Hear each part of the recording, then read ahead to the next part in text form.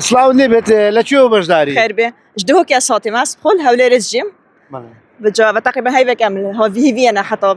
دەست پێ بکەین و گەل هەوا باشە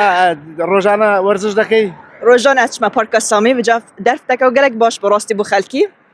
پێشتر خەلکی چ احتیمامات نەدکردن وان تشتە وەرزشی و تشتێ تۆسا بەسنەکە گەلێک باشە ڕاستی خەلک پتر احتیمامی دەت کەیفان پێ هاتیە باشە ماراسۆن زۆربەی ماراسۆنەکەنەوە بەشداری دەکەی؟ وڵای یەکەم جارە ڕاستی بجا حەز کرد بێم بزانم سەحکەمی تەنزیم چاوە تەرتیب چاوە ڕاستی گەلێک باشە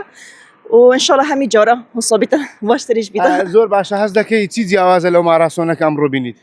ڕاستی یەکەم جارت ئەم بەشدار بم جا نزان ماراسۆنە بەر پێشتر چاوە بوو بەس یاشم بە گەلێکە باشە نکە و ئینشاڵڵا باشتریش بیتە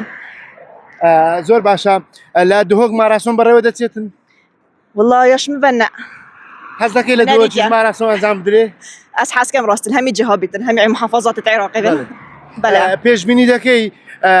تاوەکو چەند فەڕە بە دەوری شەقامی 6 مەتری بسوڕێت چکە ئەوەی جەنابەت 12 کیلۆمەتریە دەبێت 4 فەڕە بسوڕێتەوە بەڵێ وڵا دەست حکەم هەندی پیشم ئەس دەچم ڕاستی ئەس پیاسە سەریعت کەم و بچە غاردانیشت کەم یعنی گەلک غاردانە سەریع نینە بەس مهم مشارەکە ڕاستی مهم ئەو نینە کی فایدە بیتن بەس مشارەکە مهمە